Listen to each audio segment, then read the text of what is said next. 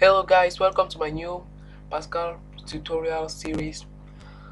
In this tutorial, I'm going to show you how to use free Pascal Lazarus IDE version 1.0.2. I'm going to introduce some features of Lazarus and how to use it on Pascal coding. Okay, let's get started. First thing you have to do is to open your Lazarus IDE. Once you open your IDE, you get this form appears on the screen. Okay, if you don't have this form on the screen, you can open it yourself by going to File, New, and then select Program. Click on OK. Okay, I already did that. So once you open it, you have all these appears on the screen. Okay, let's talk about all these stuffs. Here you have the program name, which is the name of your program. You shouldn't change it. Why? Because it is automatically edited when you save your program. That is, the name you give to your program on saving is the name the program gets. So you should leave it like this for the moment. Here you have the compiler directives, which is used for compiler settings. So it is used to compile your code. So you should just leave it as it is. Here you have the uses block. This for additional libraries. I'm going to talk more on additional libraries in the next tutorials. And then finally here you have the main program block. This main block is where your to be compiled code is inserted. That is, the code you want to compile and run is typed in between this begin and this end. Okay, now let's get started with a simple function. I'm going to introduce to you the write function. The write function enables you to display information on the screen.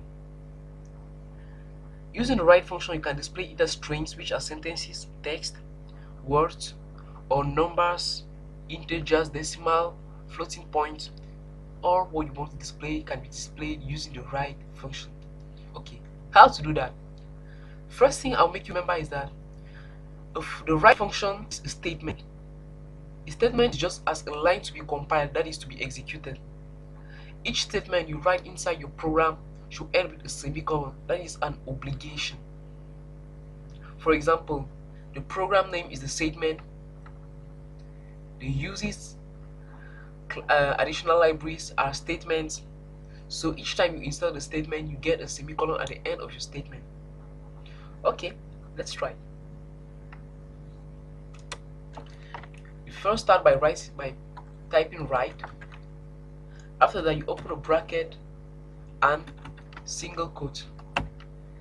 In between your single quotes, you just type hello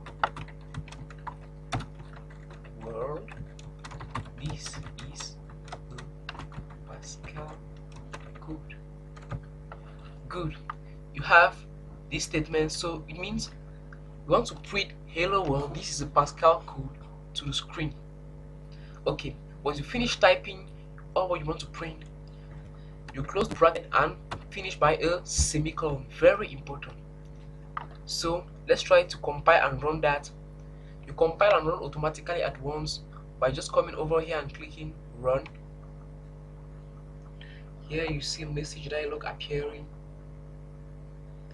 Oh, what happened? Okay, we told the computer to print something on the screen, but we did not tell the compiler that we want to read what we print. I know it's a little bit stupid, but that's how programming works. You should give all instructions inside your main program. Okay, so let's tell the compiler to wait so that we should have time to read our code. Okay, how to do that? Just type read line and end with a semicolon. This function enables us to read what we printed on the screen until the enter key is struck. So until you strike the enter key, the program continues executing. Let's try that. Run. Then you have the hello world. This is a Pascal code displayed on the screen, and it remains there until you press enter key and the program exits successfully. Okay, I hope this tutorial was helpful on introduction to Lazarus. This was just a brief introduction. Subscribe to the YouTube channel to get more and more tutorials, and in the next tutorials I will introduce more stuff, so get set.